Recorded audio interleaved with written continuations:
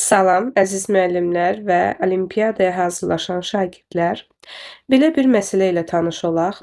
Çayın axma sürəti 2 metr bölü saniyə, eni 30 metrdir.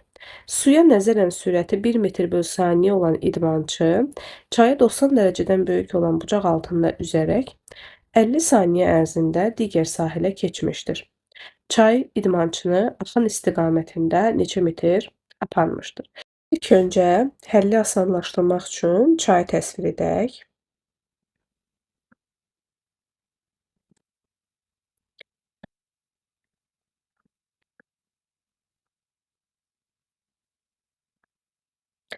və daha sonra çayın enini qeyd edək və burada da eyni zamanda və çayın enini L ilə işarə edək. Demək çayın eni 30 metr olacaqdır.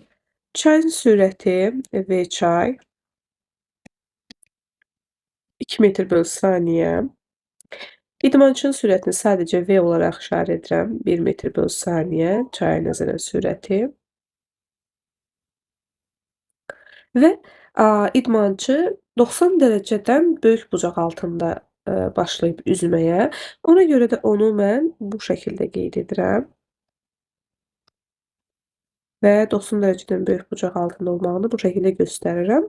Demək ki, çayın axınının əksinə daxil olub və onun mənə proyeksiyaları təbii ki, lazım olacaq. Demək, Y oxunda proyeksiya və X oxunda proyeksiya bizə lazım olacaq. Burada alfa bucağı qeyd edirik və bizə əlbəttə ki, Y və X oxları da mütləq ki, lazımdır.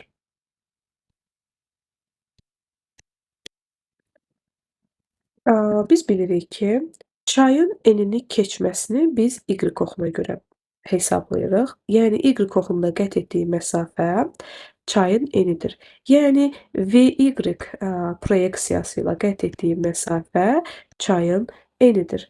VY-də biz bilirik ki, V sinus alfa olduğuna görə bunu T-yə vurduqda L-i ala bilərəm.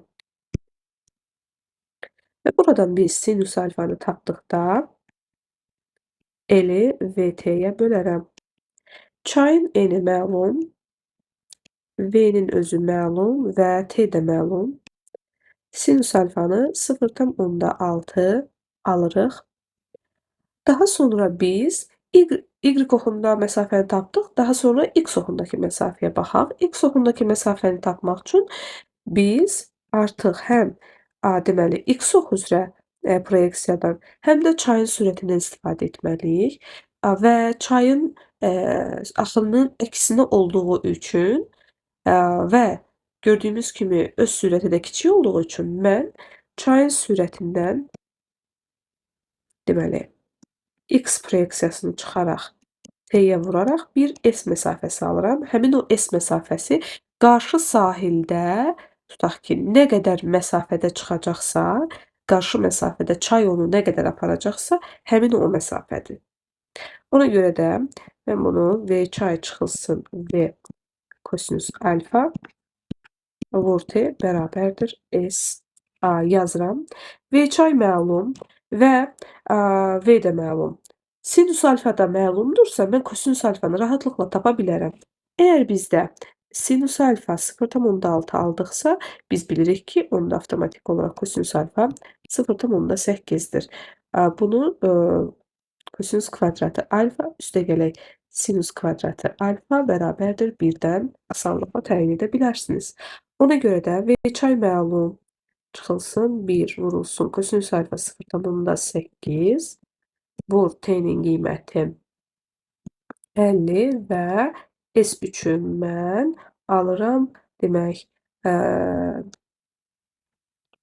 1,2 vur 50 və buradan alıram 60 metr. Yəni qarşı sahildə çay idmançını axın istiqamətində demək 60 metr aparmışdır. Deməli düzgün cavabımız olacaq 60 metr.